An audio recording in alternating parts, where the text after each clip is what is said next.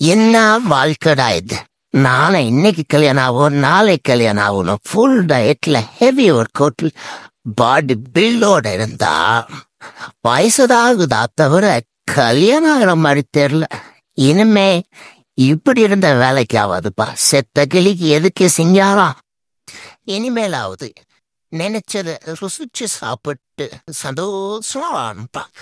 என்ன மாதிரி உங்களுக்கு தெரிஞ்ச ஃப்ரெண்ட்ஸ் இருந்தா அவங்க மறக்காம ஷேர் பண்ணுங்க சார். நீங்களே ஒரு டிப்பை சொல்லுங்க சார். எங்க முதலாளி அம்மா கன்றாதியா கொலை நம்மள கொடுத்தாரு. இந்த கன்றாதி சாப்பிட்டு சும்மாவே இருக்கலாம நான் சும்மா இருந்துட்டேன் சார். நைட்லயே வயிறு கவான்னு சார். சரின்ட்டு ஒரே ஒரு லெட்டிஸ் தான் தடி சாப்பிட்டேன். அதை பார்த்துட்டாங்க. அதுக்கு போய் இந்த கன்றாவதிய என்ன குளிப்பாட்டு சொல்லிட்டாங்க. இவன் குளிச்சா என்ன, குளிக்காத என்ன சார்? நீங்களே ஒரு நல்ல தீர்ப்பு கமெண்ட்ல சொல்லுங்க சார்.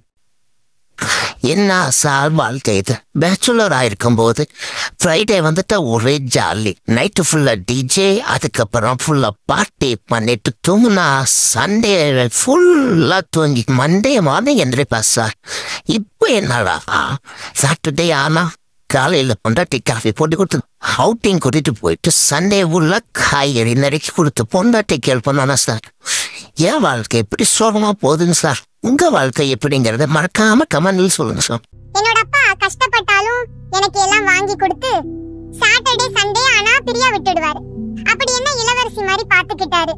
ஏன் புருஷன் என்கிட்ட என்னமோ சொல்லி என்ன ராணி மாதிரி பாத்துக்கிறேன்னு சொல்லி கல்யாணம் பண்ணிட்டு இப்போ இவனுக்கு சமையல் செய்யற வேலைக்காரி மாதிரி மட்டும்தான் பாக்குறான்.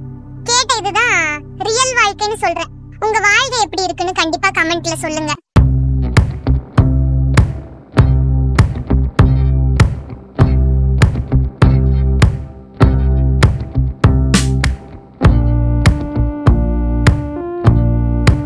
ஐயா சாரே, நீங்க தான் எனக்கு ஹெல்ப் பண்ணணும். ஏன் ஓனர் ட்ரெண்டுக்கு ஏத்த மாதிரி மேக்கப் போட்டு என்ன டார்ச்சர் பண்றான் சாரே. கேம் ஓடானா என்ன கேம் கெட்ட போட்டு விட்டுறான் சாரே. அதுக்கப்புறம் பாகுபலி படம் வந்தது சாரே, அப்ப என்ன பாகுபலி கெட்ட போட்டு விட்டுட்டான் சாரே. அதுக்கப்புறம் 7ஆம் அறிவு படம் வந்தது சாரே, போதி தர்மர் மாதிரி கெட்ட போட்டு விட்டுட்டான் சாரே.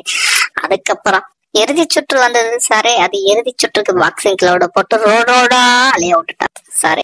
நீங்க தான் எனக்கு ஒரு ஹெல்ப் பண்ணி என்னை எப்படியாவது காப்பாத்துங்க சாரே. தப்பிச்சு ஓடிறேன் சாரே. கடவுளே 2 கிலோ வெயிட் இன்னைக்கு குறைஞ்சிருக்கணும் கடவுளே. ஐயோ 2 கிலோ ஏறிடுச்சான்.